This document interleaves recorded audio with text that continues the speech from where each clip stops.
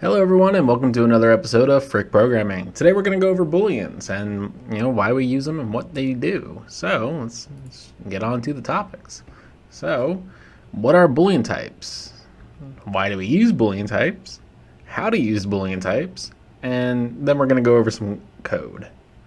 So what are Boolean types? Well, Boolean types are a true or false variable. This means that they can only be true or false. Now, please note that true and false are keywords and they cannot be used as names. So these only contain two values. So, why do we use something that only can have two values? Well, these are very powerful things that we can use. So conditionals are very powerful in changing the direction of the code. Conditionals and Booleans are interchangeable words. Conditionals typically mean that you must fit a condition to continue. And so if you want to skip a section of code, if something value doesn't fit your needs, you can do this with conditionals.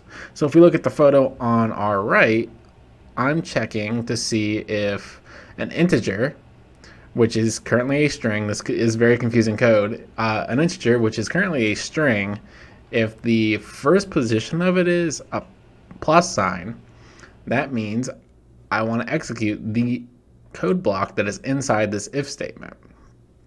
If it's not positive, or if it's not a plus sign, then I don't want to execute this code. Let's just skip it. And the same thing if it happens to be a minus sign or a negative.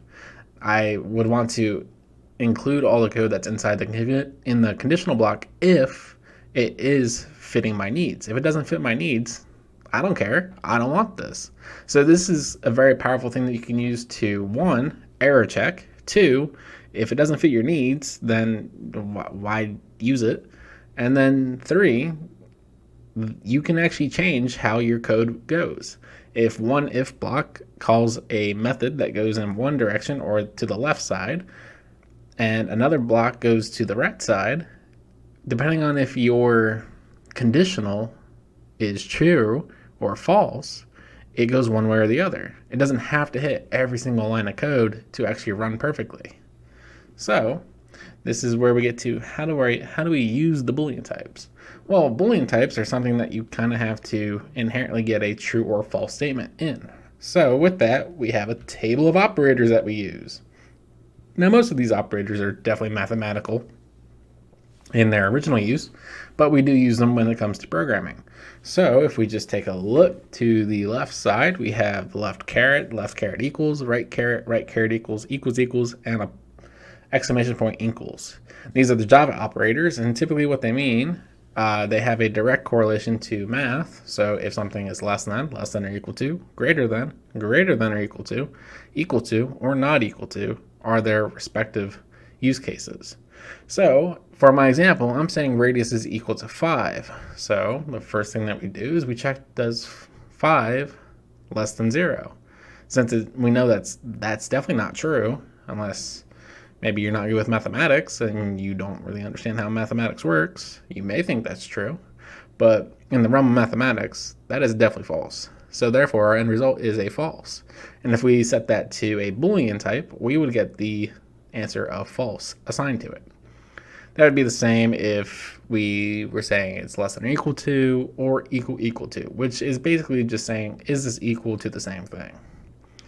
Now, every language has their own different set of operators. Some try to be the exact same operators, but some languages don't always have every single operator. For example, some of the other languages that I've seen, you don't use an exclamation point to consider something to be not. You would actually use a single apostrophe.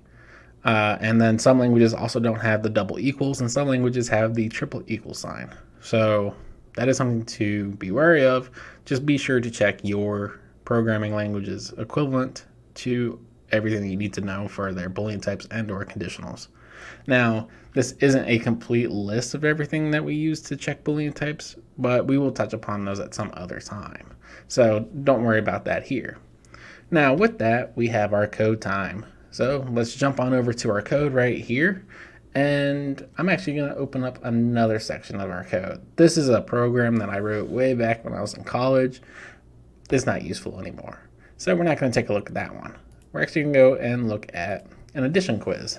So what this program is doing is we take two numbers, which happens to be the modulus of the current time, milliseconds by 10, so we get the last digit, and then we divide it by 7, and modulus 10, so we get the last digit again. So we will get single digit numbers.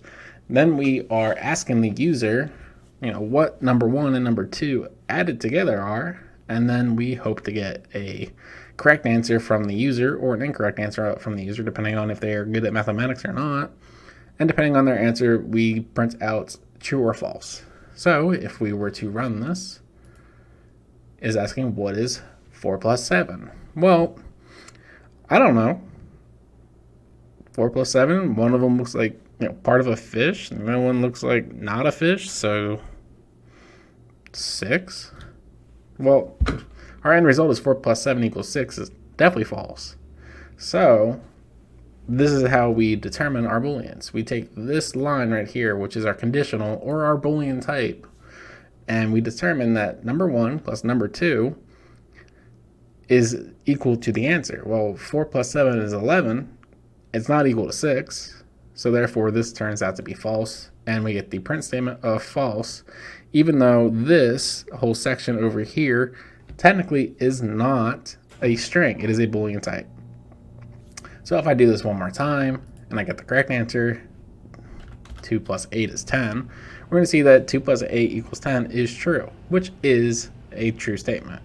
Well, that's everything that I have for you guys today. I will see you guys next time.